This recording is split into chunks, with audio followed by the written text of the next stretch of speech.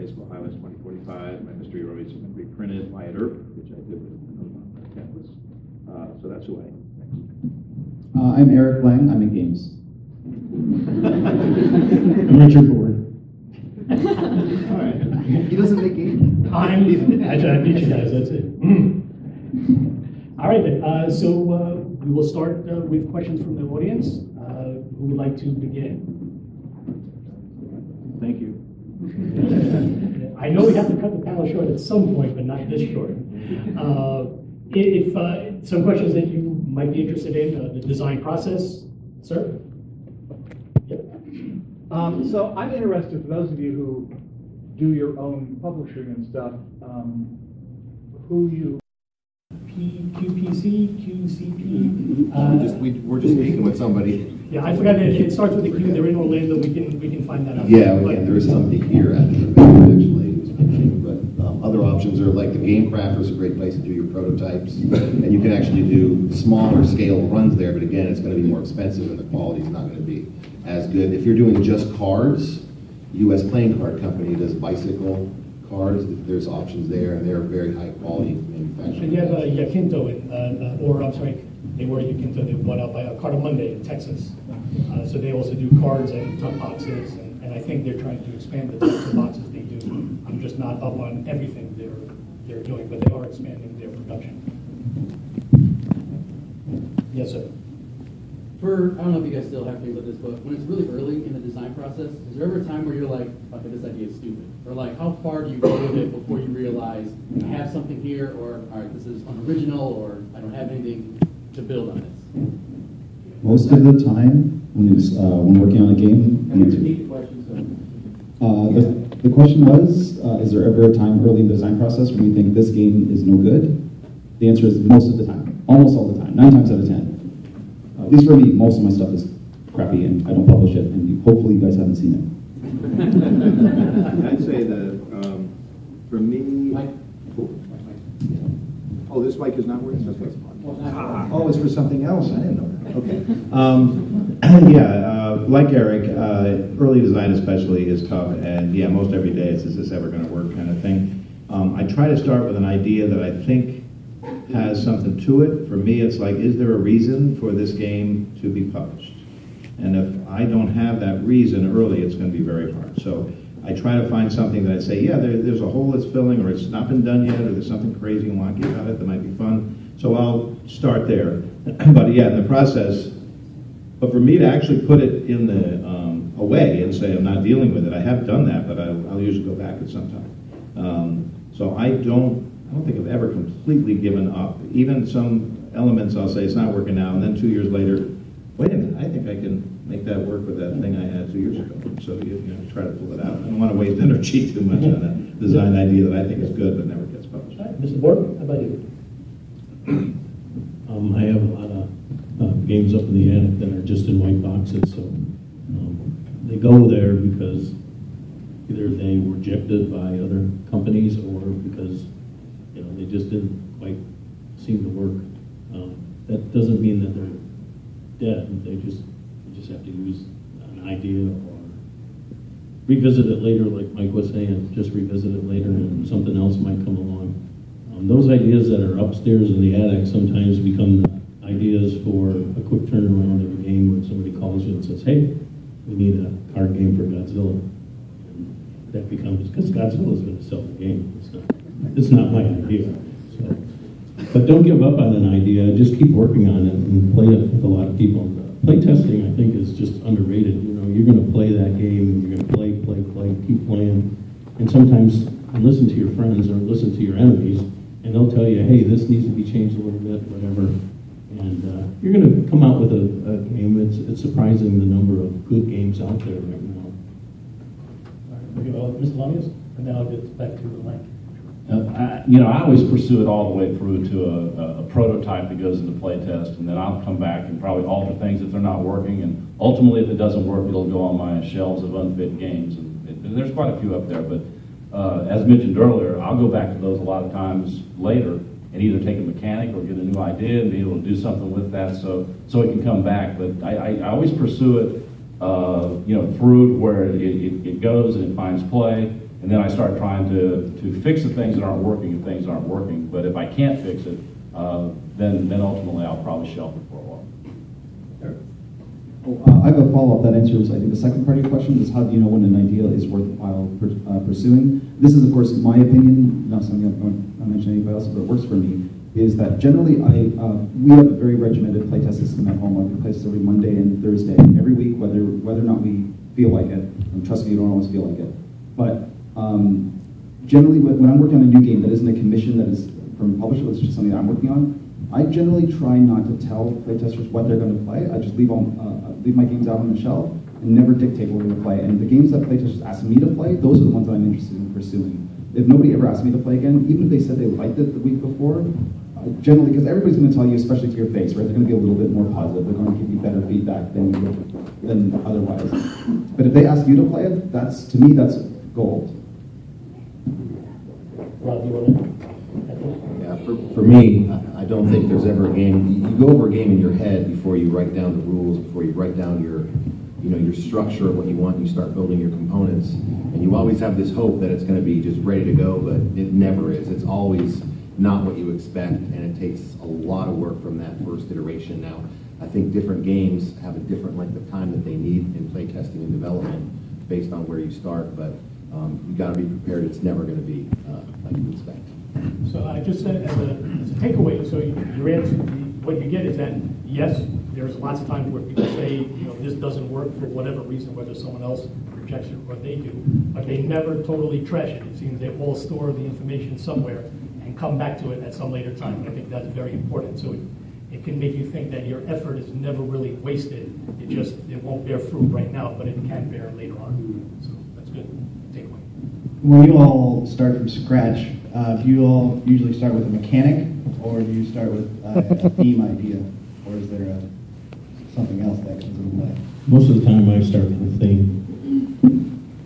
A lot of different themes, but It's both. I mean, I try to not think about in terms of themes or mechanic. I look for what I call magic, right? Something Mike put it very well, like the reason this game deserves to exist. So if there's something that really sticks with me, if I become obsessed with it, that's what it is. And most often it is a theme or a story or a metaphor, but it could be anything, honestly. And for me, about 95% of the time is theme. Sometimes it's a game somebody's asked me to do. So that's usually always going to start with theme. There are a few, though, like Diamonds, which started with mechanics. So occasionally it's different, but I'd say most all the time, for me, is theme. For me, it's definitely the theme or the idea, the original idea that you have. A game has never started with a mechanic for me, and I don't see many Euro game designers up here, so I think everybody's probably on the same wavelength there. Where it's really about getting a story across or getting a passion for some subject that you have across to the player. That's what it is for me anyway. Same with me. It's always about the theme with me. It's something I want to do. It's something I want to bring because I kind of view designing a game as trying to create an experience for the players. So that's all about the theme. How do you make them into this fantasy world? How do you make them into the science fiction world? So on and so forth. So.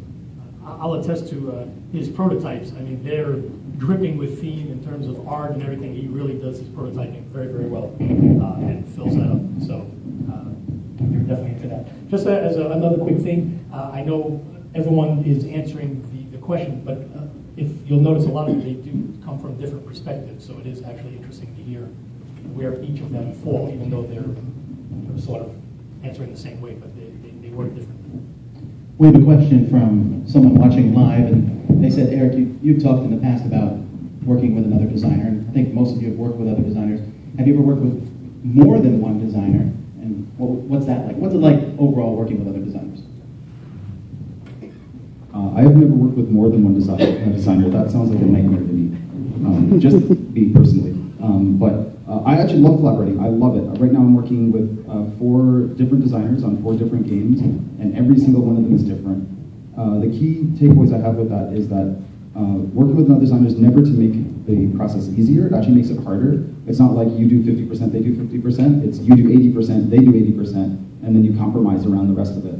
But the goal is a bit of the adage, 2 heads are better than one, but really it's to create a game that neither one of you could have done or would have done by yourself. And the process of challenging each other And coming to that compromise is usually that is like that part of the Venn diagram is what makes the game for me at least. I have to say that I worked with a bunch of designers when I worked on the Star Wars collectible card game for Decipher. It's a pretty enjoyable experience. You have so many people inputting so much information that somebody still has to be the lead designer and sift through it all. The guys that I play test with are also designers. They give me a lot of input, and I cherish that a lot. So even though they don't get credit for a lot of the ideas and stuff, they are actually designers in their own right. For me, I haven't done a lot of collaborations. I don't work well with others, I've found, sort of over the years. In my regular job for years, I always found that too. So, but there are a couple of notable exceptions. So, Richard didn't think it was important enough to mention, but I do. We both design wider. And so, you know, it's just interesting how that dynamic works. I had done it as a Mystery Rummy game, and the company, US Games, didn't want to do it because it had more than just cards. It had these wanted posters and money and stuff. And so I thought, gee, I got to take this somewhere else. And I had only worked with Wizard of the Coast and US Games up to that point. And Richard, you know, had won Spiel des Jahres and had done all kinds of great stuff worldwide. So I said, listen, you know, work on this with me a little because it wasn't completely done, and maybe you can help sell it. And well, we clicked, and he had the best idea in the game, which is keeping the money on the posters round and round instead of wiping the planes around, and a lot of other stuff that he helped with the game. And he contacted Leah, and he got everything started. So that's a kind of collaboration. As Eric says, you never know, you know, who's going to do what. You're not worried about that. You just want a better game because it's the two of you than it would have been otherwise. And, you know, we did that with that game. Otherwise, for me, it's just as long as they're far away, I could probably do it. I mean, if we just do everything by email. I'm where I'm sitting. All right. For me, I think working with another designer is the big benefit that you're going to get there is it really is going to force the development process, right? Because you're just not, you know, when you're doing a game solo, you can make changes how you see fit, and you can ignore playtest feedback more easy. But when you're working with another designer, you really need to listen to the changes that they're making, and you're both more focused on making the other designer happy, and that has a lot of benefit because it really drives that development process. If you have a game to the point where you have two designers happy with the end product, then you can be more confident in that end product if it was just all coming from just you. So I see a lot of benefits in working with somebody else. I've worked with a lot of different people, and I've always enjoyed it. It's a great process. I think Eric summed it up very good, is that you do push yourself further. There's a lot more work involved when you do those challenges than when you're just doing it by yourself. I can find that if I'm doing it by myself, I can, you know, build my plan, execute my plan. But when you're doing that collaboration, you build your plan, you execute your plan, you know, they're executing it. You end up doing a lot more work in the process, but the end result is usually, you know, much better. Let me ask a related question, without naming names and stuff. Has there been designers that the process just did not work, and maybe because you both had the same strengths, same weaknesses, and therefore you realize that nothing is going to come of this? Yeah, you can make us mention names, really? No, don't names. Without mentioning any names. Yes, no names. No names. No names. Yes. This guy. Yeah, of course. So I have worked with some designers or developers. There is a subtle distinction there. We probably will get that later in the show. But I have worked with some people that it just didn't work out, right? It is very much, there's so much art to design as well as science, but there's so much art to it that chemistry matters. And at the end of the day, chemistry is the reaction between your skill set and theirs. And it's not like I've worked with people that have similar skill sets that that ends up pretty well. Like I'm actually working on a game with Kevin Wilson right now, and we're very similar in a lot of ways, and that's working out very well. Just because the subtle differences is what's making the process work. But I worked with some people where both of us felt that like we just ended up going in completely different directions, or we both felt like where both of us felt that we were doing most of the work for whatever reason that might be, and we just usually agreed to move on our separate ways. It certainly happened to me, if you can imagine. But for me, it's like I like a similar work ethic, you know, and so I approach this stuff pretty seriously. And when I sense, you know, something, as you know, Eric said, the chemistry is important, and it's very important to me. These are my babies, these games, you know, and so for me to share the design process, I really have to feel somebody's invested as much and was willing to spend the same kind of time and effort. So there are lots of times, without mentioning names, that course, it's not going to work out. And that's why I'm sort of reluctant. I pick and choose very carefully if I'm going to design with something. All right, very good. Anybody else? Thank you. At what stage in your game's development perfection is it ready to show to a publisher? Seth? Oh, We all want to know.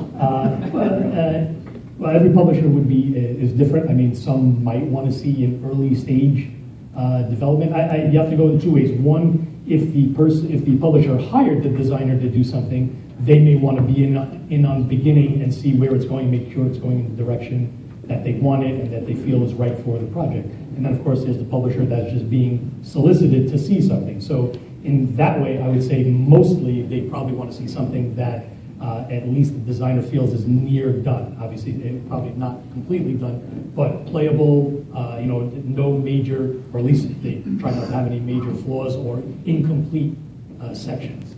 So that's, as a publisher, I feel that. But I don't know do any of you designers have your own benchmark for when you think something is ready to be shown or not to somebody?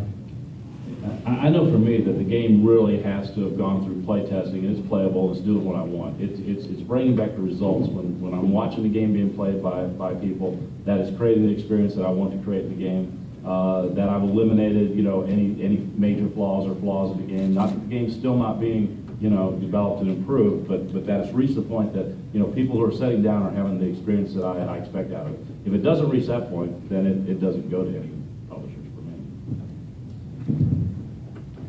For me, when all your blind play test groups are giving you very positive feedback on a game, I think that's when you're ready to start showing it. However, I would say that this is a very small industry, right? And if you're a designer, you're going to know publishers, people like Zeb, that you can show it to, and you can let them know ahead of time what stage of development it's in. And by showing it to publishers, it's really going to help you develop your game as well, because they're going to have ideas. They might have ideas on theme or the market or something that's not working. So I wouldn't be afraid to show it to publishers that you have developed a relationship with to get that feedback to improve your game. But really, it's not ready until your blind play test groups really could, you're not sitting down with them and playing the game with them. They're learning the game from your rule book that you've written, right? And they have a great time and understand it and can play it and give positive feedback. That's when I think it's ready. Yeah, similarly, I've got to have a game that I feel is, I want to say done, but for me, a game's not done till, Ralph can attest to this, till the day they give me as, okay, this is the deadline that the print files go to the printer. You got till that goes, okay, but I might still want to make a little change here or there. You got till that day, and that's it, right? So, because I get attached to it, and I keep working. But I'll know, as we've all said, there's a point where it's finished. Playtesters are having a good time. I'll always be bugged by something. In fact, in some games I've done recently with Ralph, right to the end, we were working on sort of a major improvement that just took time in doing the right thing, and fortunately we got it done in time, the right way. So I think they're always a process, and I love working with publishers who will stay with you on that ride and that allow you to stay. I know some publishers tell me, well, game designers are different. Sometimes they stay with you through it, sometimes they don't. But for me, if they'll allow me, I want to be in on as much as I can right up to the final stage. But there is a feeling, yes, I'll just say, okay, this is ready to show. Even though there still might be changes that I still want to do. That's true. Just to point out, yes, the changes, they can happen all the way up to when the files are going to print. And I've seen some changes that, of course, they couldn't be major, that while the files were being printed, as long as something could be changed because they didn't get to it yet, or whatnot. It's dangerous territory. You don't want to do it to something very important stuff. But, maybe a minor tweak, a number, a wording, or something like that, that could be changed till then. One of my favorite designers, Wolfgang Kramer, who designed Six Nint and El Grande and tons of other games. One, Spiel des Jahres, Game of the Year many times. He said something that really, really stuck with me, which was once you get to the point where you think your game is perfect, that's when you're ready to start playtesting. That's when it begins, right? And that, it seems really, really harsh, but you really need to be that, right? Like, to me, game design there's enough art to it, but there are many correct answers. There's no one correct way to make any particular game. So what you're doing is you're navigating through a sea of possible right answers. So while you're designing a game, at least for me, if you, I hit a point where I'm iterating all the time between tests, all the time. And I actually, believe it or not, I don't do blind tests before I show a publisher. I'm always there at the table. Even if I bring it to a store and other people are looking at it and they don't know I'm the designer, that's fine. But I'm always there because I want to watch people play. I don't want to get, I don't really work on written feedback. Publishers do, but I don't. But I hit a point when, for me, it's ready to show a publisher when I'm making changes to the game that are not adding a net positive to it. They're just making it different. At that point, I'm like, all right, then I usually revert to the original point and say that's when the publisher's going to see it. Mr. Morgan, you want to answer? I guess my question to you folks is, how many of you out there have a game that you're going to self-publish? That you're thinking about self-publishing? How many of you out there are thinking of a game that you have that you want to try to sell to Zell? I'm so popular. Okay, Zell, start taking notes. No. I do. The reason I kind of ask that is because there are two avenues that you guys are going to go down. One is if you self-publish, it's a much different avenue than if you are going to show it to a publisher. So if your game is, when do you think your game's done? Really, you got to make that decision when it's done. And if you're self-publishing, you've got a long road and you can figure that out. If you're going to show it to a publisher, that's a whole different avenue that you got to take. Yes, but what I will say that even if you guys are going the self-publishing route, I think what others have been saying about the blind play testing and definitely the play testing, even if you feel it's ready, I strongly urge that you have other people try the game and give you feedback. And you can be there, even you can call it blind, meaning even if you're watching, you're not helping. That's fine, just watching them do it, or help, it doesn't matter. But I think it's very important to see how people react to the game, the things